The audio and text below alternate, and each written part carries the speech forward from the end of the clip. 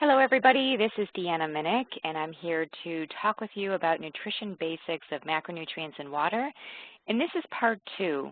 We did a previous webinar where we focused on protein and fat, and there was just so much good information that we decided to continue on and really go into depth now on carbohydrates, fiber, and water. So that's what we're going to discuss by way of this webinar, which is offered by Harmony Hill Retreat Center. So this is an educational webinar. It's not meant to be prescriptive. So if there's anything here that seems intriguing, please bring it back to your healthcare practitioner and talk with them about it and see how it applies to your particular situation. So let's talk about dietary carbohydrate. There's such a charge on carbohydrate, isn't there? We're hearing so much about low-carb diets and eating high protein, eating paleo, almost like carbohydrate is the bad guy. And it always seems like in nutrition there's always a high and a low. There's some nutrient being pitted against another is what I have always observed. And so I find it fascinating. It definitely tells us something about what's going on in the food supply and also on the more societal level, I believe. So dietary carbohydrate, just even saying carbohydrate, gosh, that means a lot of different things. And if we look at all the different forms of carbohydrate, it's quite vast. Everything from sugars to starches to individual types of sugars, fructose, glucose, sucrose, lactose, maltose. And then also looking at different types of starches, whether it's the slow digestible starches, rapidly digestible, resistant starch, more of the prebiotic starch. So to say carbohydrate is like saying the word love. It means a lot of different things to many different people and has very specific biochemical and nutritional meanings as well. So one of the things that helps us to gauge the health quality of a carbohydrate is by looking at the glycemic index. So glycemic index refers to how much that carbohydrate is able to increase our blood sugar levels and how much it's able to increase insulin. Insulin is the hormone that shuttles glucose into our cells. So initially what we see is that foods with a high glycemic index like a muffin or a piece of chocolate cake or a candy bar or even some of the ready-to-eat cereals, many of them have a high glycemic index, and so what they do initially is they spike our blood sugar, and then it starts to come down very rapidly because our insulin, if we're not diabetic, our insulin is working okay, and we're shuttling that glucose into the cell, and sometimes we're doing it with a surge of insulin, so it does it very rapidly, and it almost can give us this kind of a hypoglycemic effect. So we might get hyperglycemic, high blood sugar, and then dive down to having low blood sugar. So that's not really good for the body to have that kind of response where it's so extreme, it's so dramatic. It's much better to have a low glycemic index food where the rise in blood sugar is very subtle and gradual over time and doesn't give us that huge spike, which makes us feel that high of energy and then an extreme low of energy. So there are different foods out there with low glycemic indices, things like legumes, nuts, seeds, certain fruits like berries and green apples, and there are other foods as well that have kind of low to moderate glycemic indices. So we'll talk more about that. But really the premise with glycemic index is important so that you can understand the different types of carbohydrate and how they might be impacting your body. So there's also another parameter that's typically measured, and this one you don't hear as much of about, but let's just take an example. So if we have watermelon in and of itself has a high glycemic index. It's going to spike blood sugar. But the amount of watermelon that we eat may be so relatively minor, so the absolute amount of carbohydrate is now figured into this equation, where we look at the glycemic index of a food, assess it against how much is being taken in total gram amount, and then we can get an idea of what the glycemic load is. So the glycemic load is the glycemic index multiplied by the amount of carbohydrate in a meal. And then that's divided by 100. And so typically what we're looking at is foods that have a glycemic load of 10 or less have been classified as low glycemic load. And those that have a value of greater than or equal to 20 are seen as a high glycemic load, and something in between there, 10 to 20, is seen as moderate. So also another important principle. If you look at the studies on carbohydrate intake that is of a low glycemic index nature or high glycemic index nature, what you see is that there are some correlations with diseases. So for example, high glycemic index is positively correlated with the incidence of type 2 diabetes. And here is a slide of multiple studies showing a positive correlation between glycemic index and type 2 diabetes. So really important just to note that in general. Also, there are differences in dietary carbohydrate and what they do to our gene expression. So not all carbohydrate is created equal from the very perspective of glycemic index, looking at glycemic load, and there might also be certain things that the carbohydrate contains that makes it respond differently inside the DNA. So for example, there was a study in 2007 that looked at rye and rye pasta and then oat, wheat, and potato pasta. And they showed that the rye pasta created different effects on gene expression than the oat, wheat, and potato. Even though they were both pastas, they had very different effects on the genes, especially with relationship to the amount of fat in the abdomen and also the different changes during weight loss. Furthermore, in this study, they looked at inflammation. We hear a lot about inflammation. It's one of the hallmarks of chronic disease. And what we see is that in the oat and wheat and potato group, there seemed to be an increase in inflammation after eating the meal, whereas the rye pasta group tended to decrease. And I'm just correcting myself here. The oat, wheat, and potato, I believe that that was a different form of carbohydrate. I'm not sure if it was pasta. I think it could have been bread. But in any case, these were the same amount of carbohydrate in the meal, just varying the type of carbohydrate. So the takeaway here is that there are different types of carbohydrate that can lead to different types of inflammation and different effects in the body. So what about sweeteners? This is usually what people think of when they think of carbohydrate, is not to have any sweeteners, and that is definitely going to make an impact, right? The different sweeteners and sugars that we're taking in. And I guess we can ask ourselves the question, are all sweeteners the same? And from a bodily perspective, I would say that there are some differences, but we have to know how to navigate the terrain of label reading. I've written a book called An A to Z Guide to Food Additives, in which it takes you through all these different sweeteners and gives ratings for each of them so that you can help to navigate yourself here a little bit more closely. So what you see is a number of different sweeteners that are listed out here. Some of them are artificial sweeteners, some of them are closer to nature sweeteners, some of them are very refined sweeteners. So there are lots of different options out there, and we have to know what we're reading. So typically on a lot of health food products, we see things like evaporated cane juice. Well, evaporated cane juice is sugar and responds like sugar in the body in many ways. So lots of different things here for us to be aware of. Now, probably one of the biggest culprits in the whole realm of sweeteners and carbohydrates is high fructose corn syrup. I'm sure you've heard a lot about high fructose corn syrup. It's in a lot of processed foods. It's in soft drinks.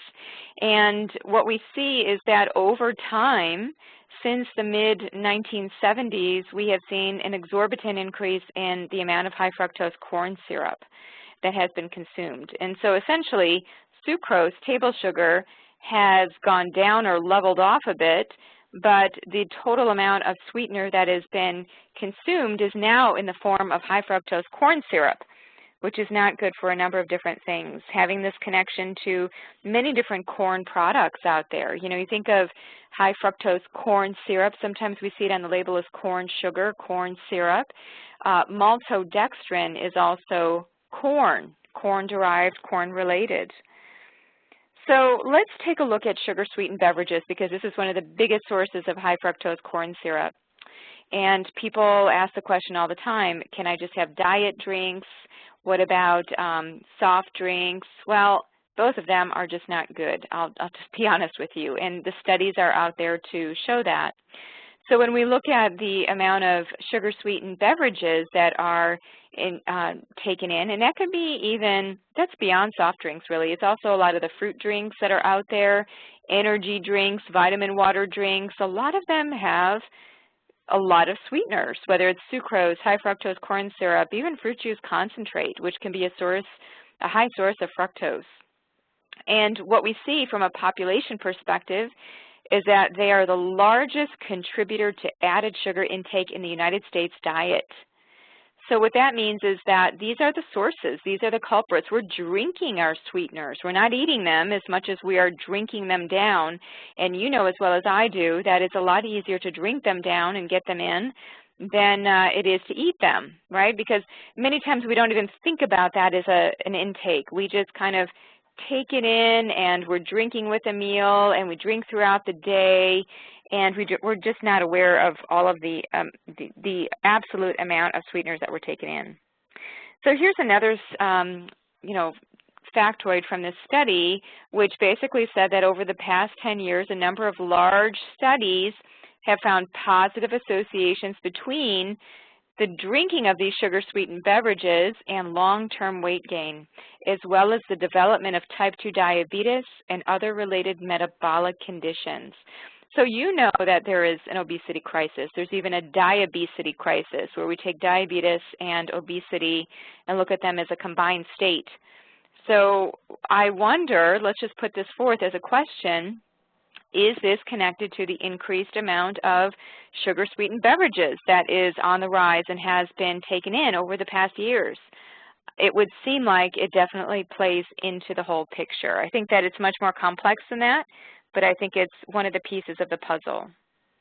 Now, how do these sugar-sweetened beverages promote weight gain? Well, it's essentially taking in all these liquid calories and having these glycemic effects, so having the changes on our blood sugar, our insulin levels, and that's going to change our inner metabolism. So that might ultimately start to distort and change our body shape. So here's more or less the flow. These sugar-sweetened beverages are a source of liquid calories that we don't always compensate for on the solid calorie side. We just take it in as excess. They're high glycemic load. They have fructose. They can lead to weight gain, insulin resistance, where our body doesn't see insulin anymore, beta cell dysfunction in the pancreas, inflammation, even high blood pressure. High blood pressure has been connected to increased intake of these sugar-sweetened beverages. Belly fat and also changes in our lipids in our bloodstream. So these would be things like LDL cholesterol, HDL cholesterol. And eventually you put all these things together and what do you get? You get metabolic syndrome, type 2 diabetes, and cardiovascular disease risk. So you might have heard a lot about fructose, and if we tease apart high fructose corn syrup, we see that there's fructose as part of that. And one of the things that has been talked about is that we're just getting too much fructose, and that sugar metabolizes differently than things like glucose in the body. And the studies show that fructose, again, is, if we just look at it, it naturally occurs in fruits, but it can also be synthesized and put into processed foods. If we have too much, beyond 90 grams a day, we start to see some detrimental effects. But under 90 grams a day, now this is coming from studies that are essentially culminated and looked at collectively. And so if we just put it in perspective, an apple has about 15 grams, a medium-sized apple has about 15 grams of fructose. So if we have a lot of fruit and we have a lot of soft drinks, we have a lot of these baked products, this can be a lot more fructose than perhaps our metabolism likes to deal with. So what we might start to see is changes in what we would call triglycerides. Triglycerides are a type of fat in the blood, and we tend to see that triglycerides go up when we have high amounts of fructose in the diet. So that's fructose, and thinking about all the different sweeteners, there are also a number of artificial sugar substitutes, a bunch of them out there, and I'm not a big fan of them, quite honestly. Anything that has the word artificial in it, I'm not a real big fan of, because I don't think that the body knows how to process what isn't natural and what is artificial. There are just changes. So if we look at this list, here we have some of the different artificial sugar substitutes that are out there. And as you can see, there are a number of these sugar substitutes that are hundreds and even 1,000 times greater in sweetness than sucrose. 1,000 times greater. We look at something like Neotame, 8,000 times sweeter than sucrose. Wow! So we're getting a different signal sent to our body and to our metabolism. So that might be changing some things, right? And we are starting to get a little bit of inkling about what's happening. Now, over the past, I would say 15 years, so this is 2014, over the past years or so, since 2000, we are seeing more and more products with artificial sweeteners. If you're looking at this graph, you'll see a purple line up there at the top. This is the number of new products containing artificial sweeteners, and what we're seeing is that we continue to escalate with the number of people that are overweight or obese, and that seems to connect to some degree to the amount of people consuming these artificial sweeteners. So there are some very interesting studies that have come out in the literature, one of which is from Susan Swithers at Purdue University. She did an animal study and found that rats that were getting artificially sweetened yogurt gained more weight and ate more food.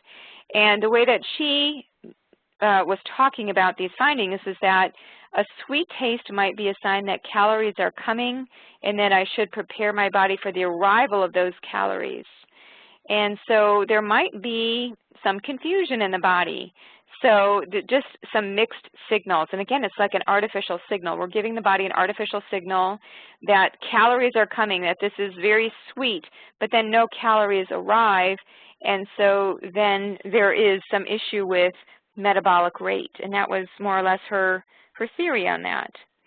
So if you look at her publication, she states that these results suggest that consumption of products containing artificial sweeteners may lead to increased body weight and obesity by interfering with fundamental homeostatic physiological processes. We might be changing up how the body normally works. Here's another study by a different researcher showing that consumption of sweeteners resulted in significantly increased body weight. However, in this case it was looking at, I believe it was an animal study, the food intake didn't change. So the question is, how do you get increased body weight if you're not changing the food intake? It must be changes in how the body is metabolizing fuel. So definitely something for us to explore. Another study, I keep my eye on the studies on artificial sweeteners, synthetic sweeteners, and there was another one that showed, and this was in 2008, and it showed that 12-week administration of Splenda to animals had numerous adverse effects, especially reduction in beneficial fecal microflora, increased fecal pH, enhanced expression of certain detoxification enzymes. So in general, we don't want to be detrimentally altering our gut microflora. That determines so much, our immune system, our behavior, our mood, gosh, so many different things. So for us to see a change in that with this synthetic sweetener may not be such a good thing in the long run for our health. There was another author who stated that despite research indicating little or no long-term negative sequelae to sucralose use, enough anecdotal reports exist that bring this popular product into question. And indeed, I hear that from people that have been on artificial sweeteners, the effects and the impacts that these things have, and how it may not be so beneficial for the body. So let's just zoom out and look at carbohydrate in general. What are some examples of good, healthy carbohydrate? And of course, everybody is different, but if we just look at them globally and say these are just some categories, some examples of non-starchy vegetables I have here, everything from artichokes, bean sprouts, broccoli, cabbage, carrots, you know, all the different vegetables that are out there. And then what about starchy vegetables that are phytonutrient dense? Things like purple potatoes, sweet potatoes, turnips, parsnips, yams, green peas, mixed vegetables. So lots of different options here. Lots of different options for fruits too. And I think about fruit, you know, sometimes people talk about how fruit may not be such a good thing to eat, but I think it really depends on how much and what time of year. Is it in season? We should really be following the seasons that we live in, and perhaps that can clue us into what we need at a very physiological level. So here's a long list of various fruits. And so, again, I tend to favor things that are more lower glycemic, like the berries, raspberries, blackberries, blueberries, strawberries. Something like a ripe banana is going to have a higher glycemic index. That's going to spike our blood sugar a bit more. So there are a number of different ways to get fruit, to get these good phytochemicals. And if we have them in the context of a mixed meal, so if we have protein with fruit, and in a meal, then we blunt some of the glycemic response if it does have a high glycemic index. Then there are a number of whole grains. Now there's a lot of debate about whole grain use because of gluten. Gluten is a protein in some of the major grains like barley, rye, oat, wheat, and spelt.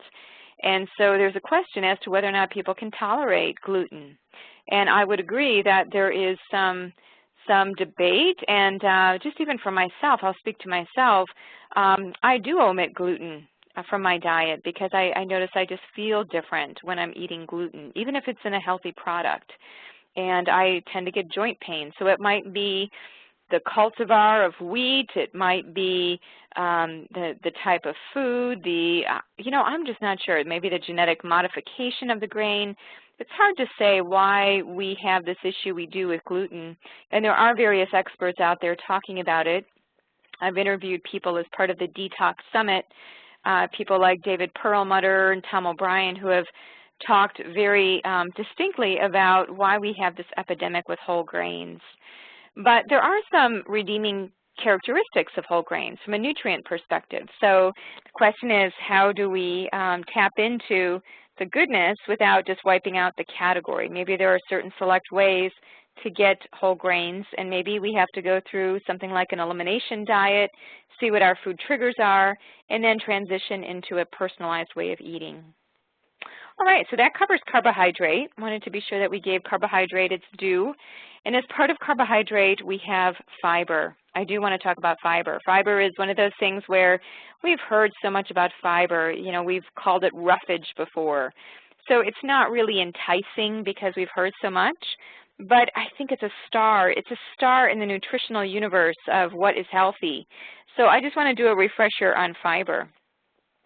There are two types of fiber for the most part. The soluble fibers, these are the ones that store a lot of water and they become really viscous. And they also start to ferment in the presence of certain bacteria in the gut. And then there's also insoluble fiber, and this is pretty much, it doesn't become viscous. It stays in its form. It absorbs some water, but it just really moves through the system and comes out through the stool. And so it helps with the motility and the overall movement of the intestine. So we need both. We need both of these types. So in terms of fiber and its functions, it just kind of depends if it's a soluble fiber, an insoluble fiber. The soluble fiber, as I mentioned, is going to absorb more water, so it's going to feel like a viscous mass. It'll create that sense of fullness in the belly. And eventually what will happen is the bacteria in our gut will start fermenting that. Whereas insoluble fiber, something like wheat bran, this is just more of a bulking agent. It's not typically fermented. It just moves through the gut. And so these two functions of fiber are really key for helping to keep our gut health in good, optimal form. There are other distinctions and types of fibers out there. Certain things like, and you might have seen these on labels of products, arabinose islands, cellulose, resistant dextrins, inulin, lignin, waxes, chitins, pectins, beta-glucans, oligosaccharides. All of these different non-starch polysaccharides are really of interest and utility in terms of gut health. So fiber, just in and of itself, it's not always so technically fibrous. Sometimes it is more resistant to break down. You know, there are just so many ways to tease it apart, but fiber in general, I would just think of it as something that helps our gut to function better, whether it's through mobility or through metabolism.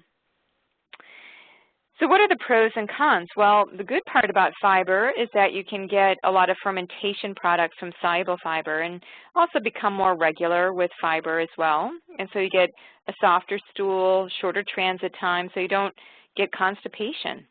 The downside is that when people start to introduce a lot of fiber and they haven't had a lot of fiber before, they start getting more intestinal gas and they get bloating.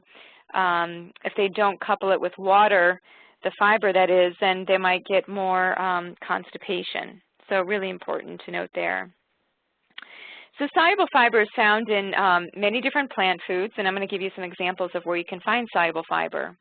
So legumes, so something like dal, chana dal, which is a form of a bean soup. This is typically something that you would find in an Indian restaurant, very low glycemic.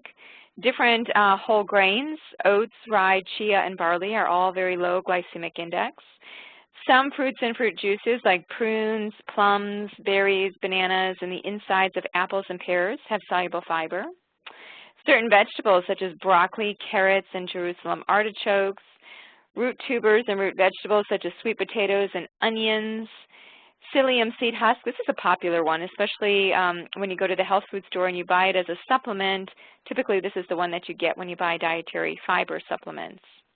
And then also nuts and seeds, like they are also very high in fiber. Insoluble fiber includes things like whole grain foods, the wheat bran, corn bran, the outer layer, the bran, the outer coating of nuts and seeds, potato skins. Usually I think of the skins and the shells of different plant products that correlates to insoluble fiber because it has to be pretty strong. It has to be able to weather the environment. So, but we find it really throughout the plant kingdom as well, and many times these coexist, the insoluble and the soluble fiber sources. So I just want to show you how tremendous beans, legumes are for supplying us with fiber. So here's a table of all the many beans, and you can see them up at the top: black bean, cowpea, great northern bean, kidney bean, lima bean, navy bean, pinto, chickpea, lentil, peas that are split. And then in orange, you can see that there is the dietary fiber amount in grams. So we see here that just in one serving, and one serving is fairly modest. It's, I believe it's half a cup of legumes. And so what we see here is that the fiber amount is tremendous. It's, you know, about between, if I can just average them, it looks like it's roughly between 6 grams and close to 10 grams. And one of my favorites is even lentils. Lentils are so great. You know, just in a small serving, just getting such a huge, robust amount of fiber. And it's also low glycemic, even better. Now, for some of you, you might be concerned about your cholesterol, even your blood sugar. The good thing about fiber is that it can potentially impact cholesterol metabolism. And it does so by slowing the amount of food that is exiting the stomach, making it very slow and staggered. And when it does that, it changes the absorption time. So we see slowed bile acid absorption. We see fermentation of these different fibers to short-chain fatty acids, and that can affect cholesterol metabolism in the liver. So it's really quite fascinating to see the connection with bile and getting out a lot of these cholesterol metabolites and cholesterol through the bile, and then slowing that reabsorption in the intestine and allowing for the excretion and changing metabolism by the different microflora in the gut to help with cholesterol metabolism. So all in all, fiber is a really good thing if you're concerned about having unhealthy cholesterol. So let's just put it in perspective. What are the general functions of fiber and their benefits? Well, I can give you a long list of many reasons to have more fiber. And let me just state that, too, there are some medical conditions that do not warrant higher amounts of fiber. It could be contraindicated. So, for example, diverticulitis, diverticulosis. These are conditions where you might see that fiber in the diet might irritate these conditions. So there are some exceptions to the rule, but in general, fiber helps to increase food volume without increasing calories. So in the end, you might feel more satiated and not want to eat as much. Also, it forms, as I mentioned before, kind of this viscous mass or this gel during digestion because water collects into it. And what happens is you get a delayed absorption of sugar from that matrix. So it slows down blood sugar levels after a meal. And that's a good thing, right? Because we don't want our blood sugar to spike high. It also can lower blood lipids, help with the amount of cholesterol, and that's correlated to cardiovascular disease. It can help us with regular bowel movements just by adding bulk and creating this sense of motility. And then finally, looking at stimulating intestinal fermentation. And feeding those good bugs in our gut counts for a lot. It's going to change a lot of things. It's going to change our metabolism, may change the propensity that we have towards something like colorectal cancer, and might just help with the overall function of the gut. When it comes to the amount of fiber that we need to take in, kind of depends on how much you're eating, but typically something in the neighborhood of 28 to 35 grams per day. And so if you're consuming something like a 2,000 calorie diet, something on the order of around that 30 grams, and with more food, more fiber. It should be proportional. So, typically there are different recommendations here, but if there are issues with current constipation, vomiting, any kind of abdominal pain, obviously before taking any kind of fiber source, to be checking with your physician. You don't want to make the situation worse. And sometimes fiber can be constipating again if it's a certain kind of fiber and it doesn't have enough hydration. All right, can also interfere with the absorption of certain drugs, so that's also important to note. But really the takeaway is make sure that you have adequate water. Now, fiber is beautiful if you're trying to manage your food intake and you're concerned about your weight, your body weight, because fiber doesn't equate into the typical 4 grams per calorie, 4 calories per gram of carbohydrate. So essentially it contributes less calories than typical carbohydrates because it doesn't all get broken down. It gets released out of the body, especially insoluble fiber, which doesn't get absorbed and it contributes no calories.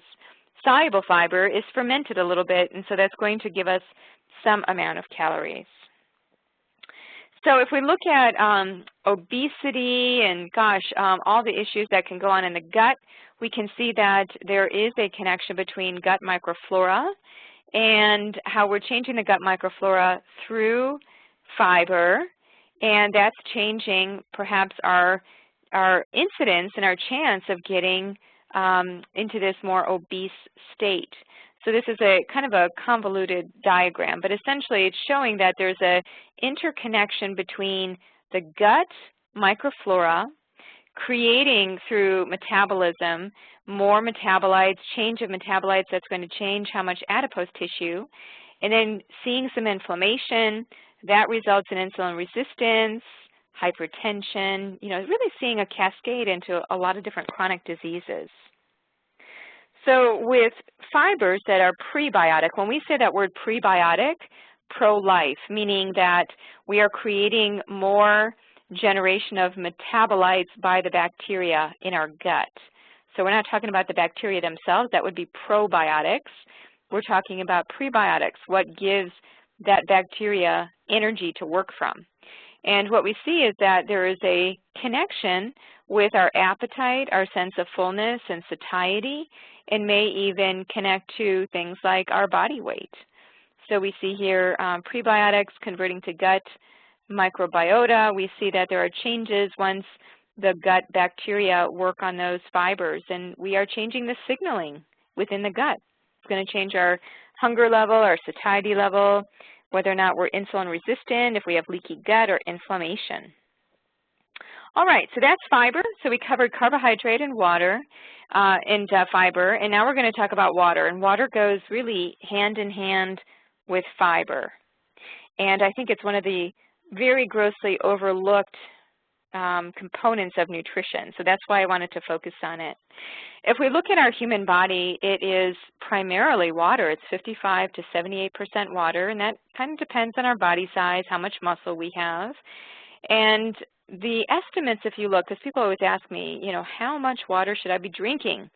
Well, it's really difficult to give a set number, but there are some estimates that suggest that the human body, average human body, requires between 1 and 7 liters or 6 to 7 glasses of water per day to avoid dehydration. But that'll depend on whether you live in a hot environment, there's a lot of humidity, are you very active, are you sweating, and so many different things. And also, I have people just even look at the color of their urine. Is it dark yellow? And sometimes it can become yellow because of vitamins that we take or medications.